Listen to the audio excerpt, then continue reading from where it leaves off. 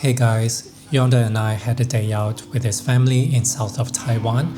Well, really, it's half a day, and then we did a day trip to Kaohsiung the rest of the day. We came to the Pingtung Brewery. Yonder's grandparents worked in this factory many years ago, so in a way it's quite special for his grandma to visit with us. If you're new here, you're welcome to subscribe. Yonder and I share about our stories on our lives as digital nomads, being in a long-distance relationship, and as gay Christians.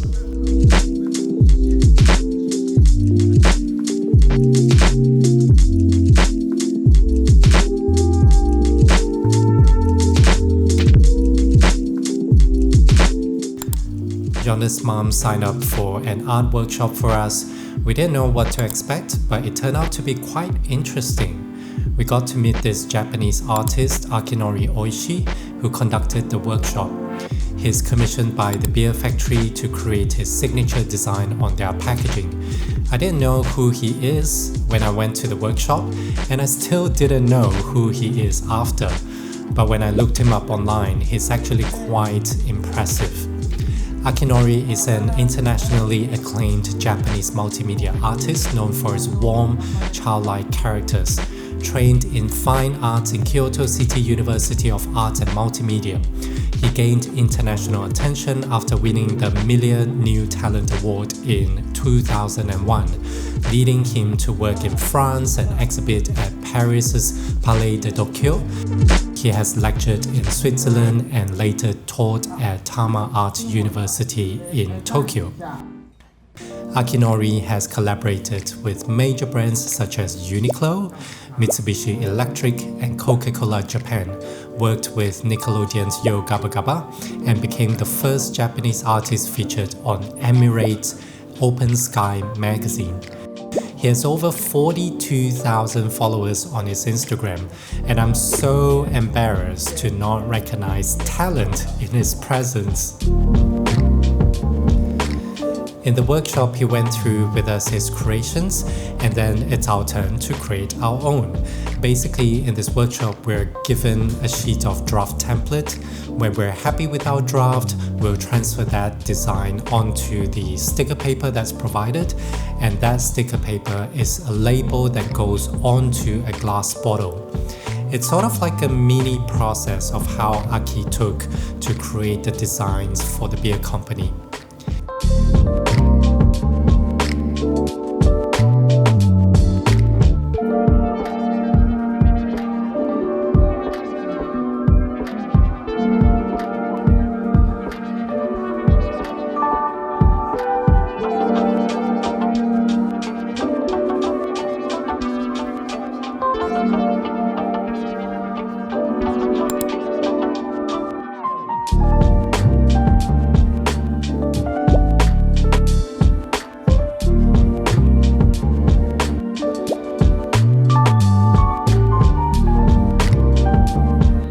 Then after the workshop, we went to have lunch at the roadside shop and then took the train to Kaohsiung.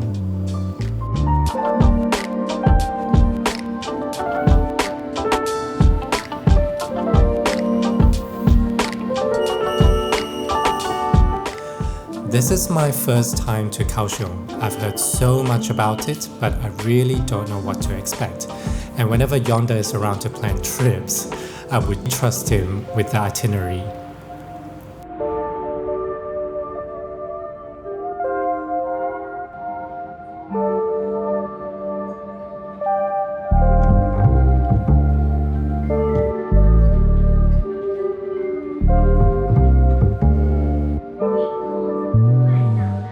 When we arrived at the Kaohsiung station, I was quite impressed by the building. They had this beautiful ceiling, and everything in the architecture is just so flowy and curvy.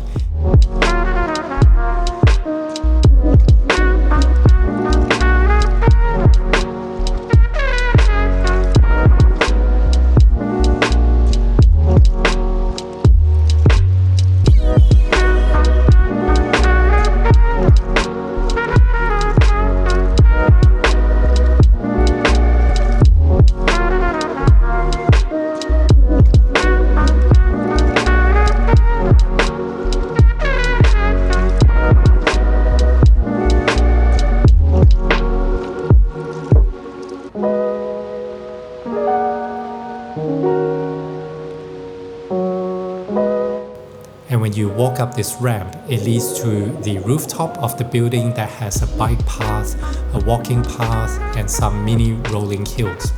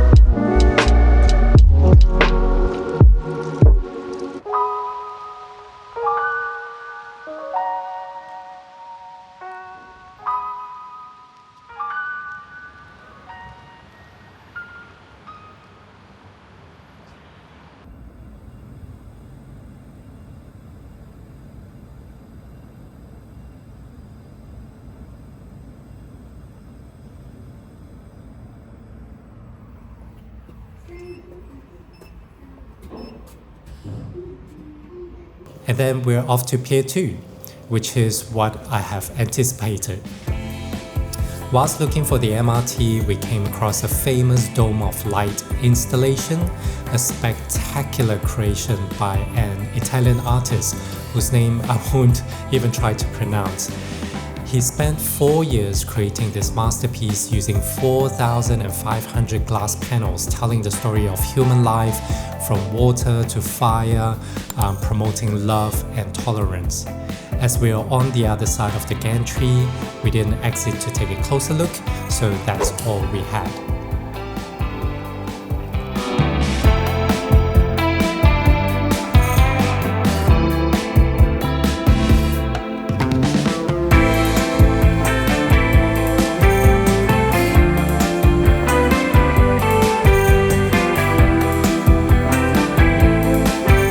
When we arrived at Pier 2, I instantly fell in love with the vibe and the creative atmosphere.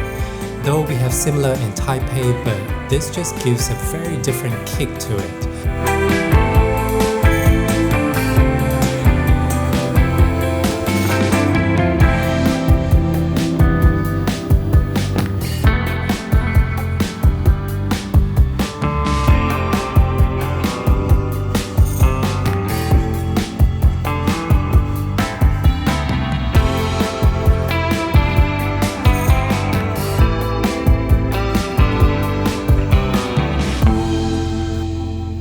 Before we explore further, I was dying for my first cup of coffee of the day. I found this cafe Li Hao on Google Maps and was only a 2 minutes walk from where we were. It's connected to the No-Tail Banana Animal School, which is an animal-friendly education center that promotes the idea of knowing before adopting.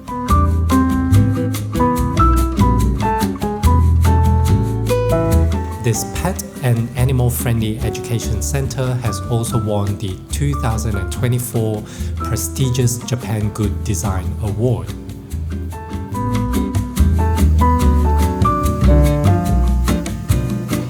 The cafe, aside from good coffee, is filled with all kinds of pet-related design and drawings.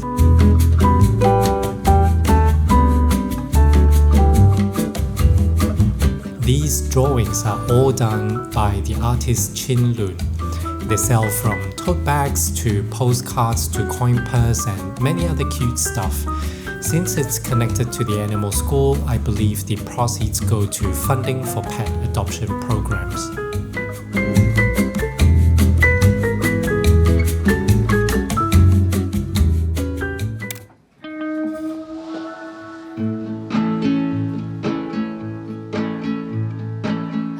And after getting my much needed caffeine fix, it's time to explore Pier 2. The weather was so good that day. When we left Taipei, we were all layered up as the weather got to about 16 degrees Celsius, but the southern part of Taiwan is still blessed with sunshine and warmth. As we step into the vast space, I noticed a lot of people standing in the shade in a line looking over the river. It was quite funny to see because I would rather be in the sun in such a beautiful weather. I had no idea what they were doing, so I went to check out. And I found out that they were all waiting for this rotating bridge to turn. It's currently in a disconnected position for the boats to cross. Then I looked up and I saw this raised platform and thought that I should get a good view from the top. Understand the meaning on a new degree. Maybe that could happen when you're next to me. I just wanna see the same things you can see.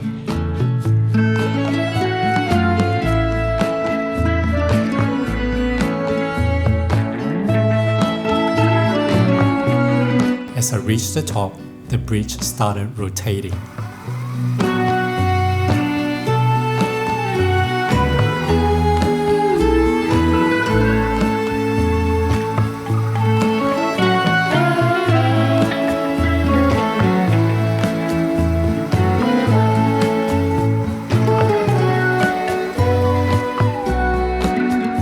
I thought this view of the city looked a little bit like Melbourne or maybe Brisbane. It was quite windy at the top as well. Cool breeze, sunshine, clear sky. It was just too good. I just wanna go out on a walk with you. Could be 20 minutes or an hour or two. Baby, you know I just like to talk with you. I just wanna go out on a walk with you. Baby, you know I just like to talk.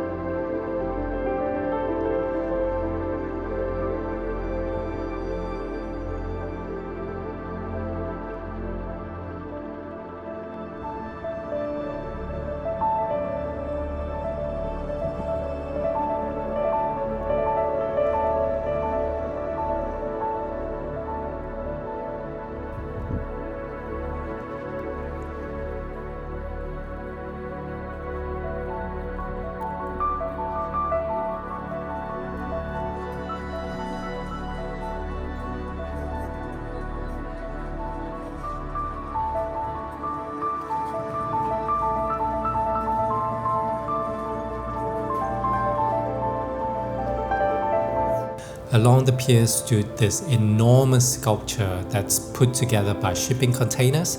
I can't find out who the creator of this sculpture is, so if you know, please leave a comment. It's so interesting to see how the sculpture transforms into different shapes and form when you view it from different angles.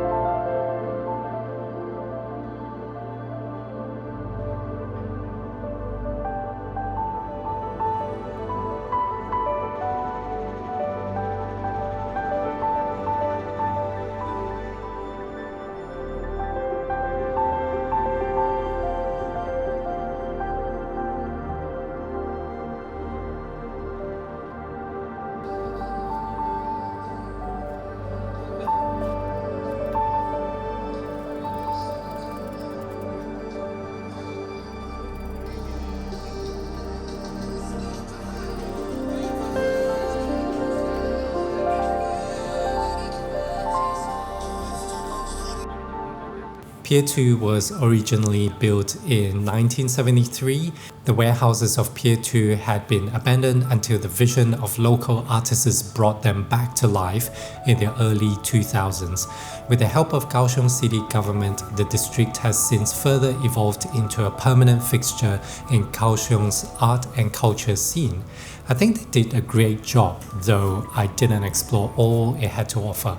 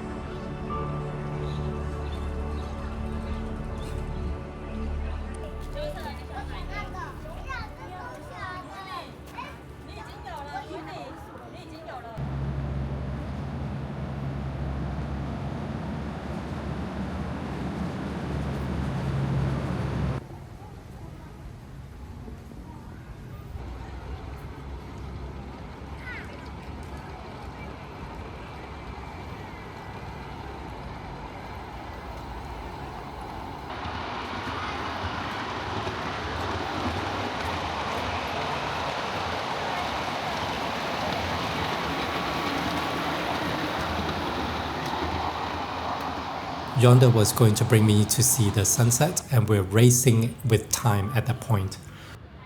So as we walked further away from Pier 2, I spotted kites in the sky. We emerged into a wide open field with these train tracks on the ground, which I assume were left over from the past. This space here instantly made me feel like I've lifted off the ground and bouncing in the air with the kites. There were lots of children, people young and old, enjoying themselves in this lost art of kite flying.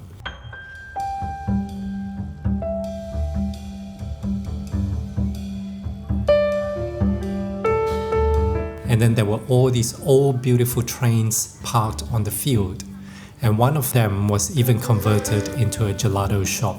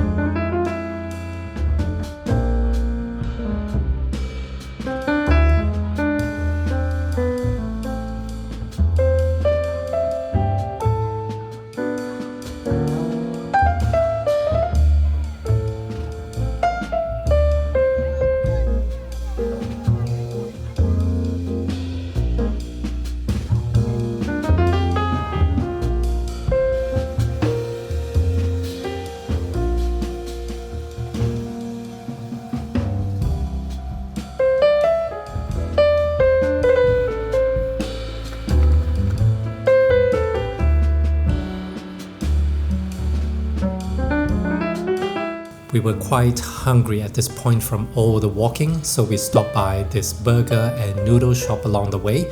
The prices were comparatively cheaper and taste pretty good.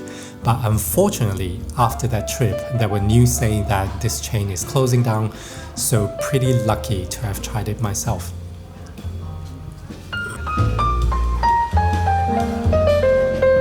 The sunset spot that we're going to takes about another 15 to 20 minutes walk.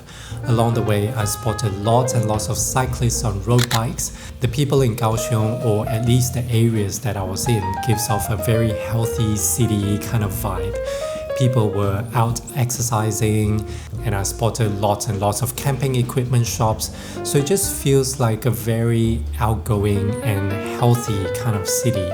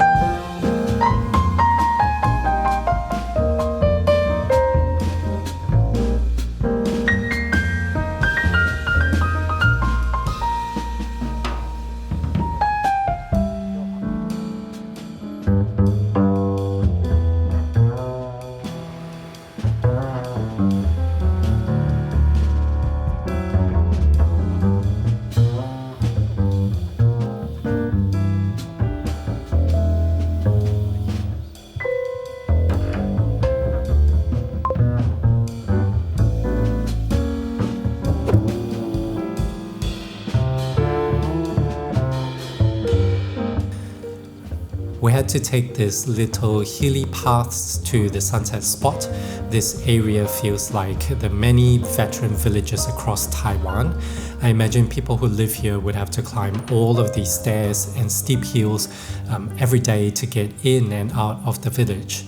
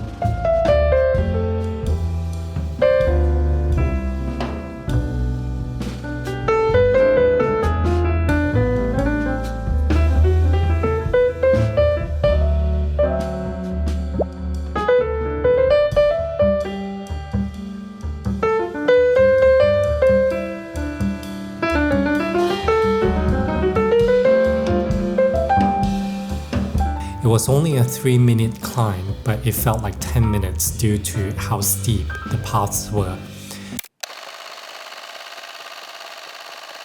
And finally, we arrived literally at the last few seconds, just as the sun tucks itself away into the clouds.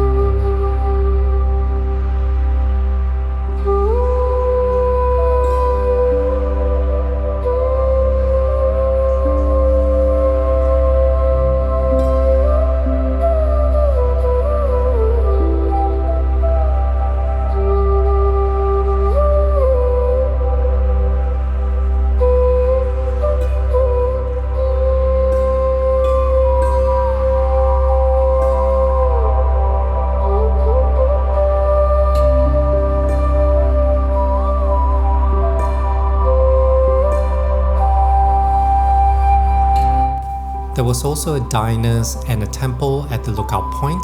We came across a few couples on the way down who were lost trying to look for the diners, so I guess it's a popular spot for romantic dinners. As we leave the lookout point, we spotted a path that branched out from the main stretch, so we went to check it out. It leads to a bunker that is left over from the war days, and it's now just turned into another lookout point which had quite a scenic view of the city.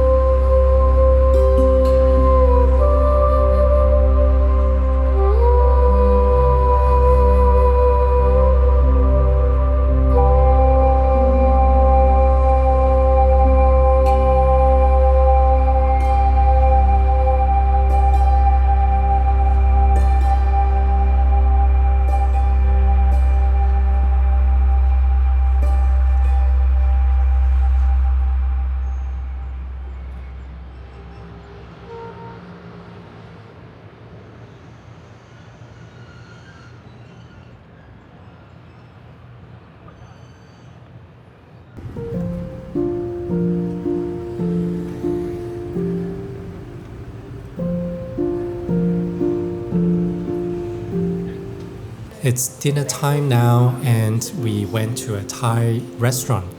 We didn't have most picture-worthy food from the menu, but the taste was very authentically Thai. I found out the cook was Thai, so I lit up and conversed with her in Thai on the way out, and found out that her hometown was just only about 6 hours drive away from where I live.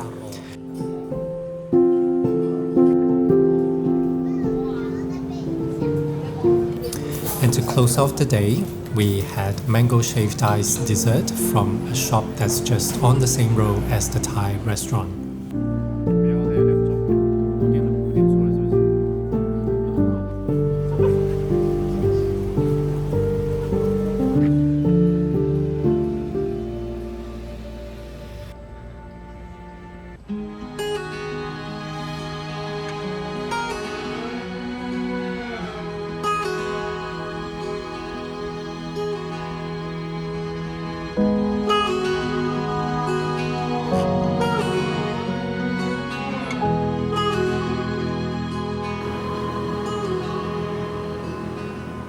This old habit's got a hold on me, won't let go of me.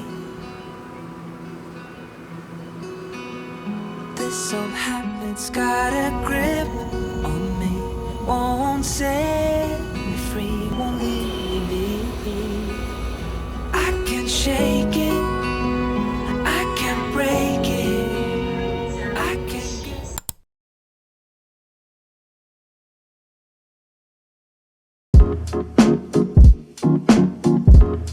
It's day 2 of Kaohsiung, and we were also going home to the northern side of Taiwan today, which will take us around 3.5 hours, so we don't really have a lot of time to spend in Kaohsiung.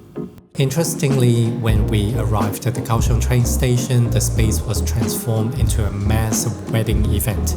The time when we were there were already about 20 to 30 couples lining up to prepare for the ceremony.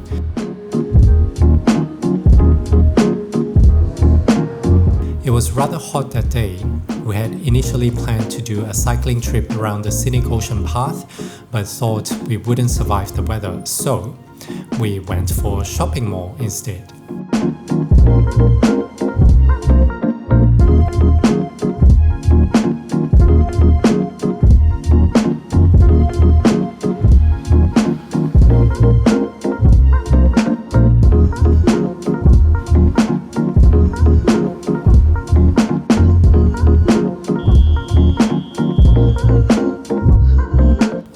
Unfortunately, there's really nothing much to show in the mall.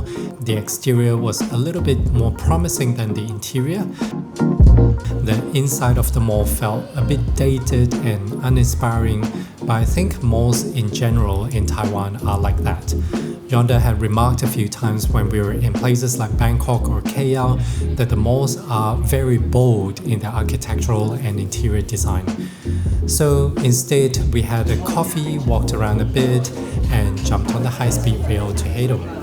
Oh, this is the first time I took the high-speed rail as well, and it's pretty impressive. That's our little excursion to Kaohsiung. We're going to Bangkok for Christmas and I'll be there for a couple of months. So don't forget to subscribe if you want to see how we live as budget digital nomads in Bangkok. And if you could, please like and share this video.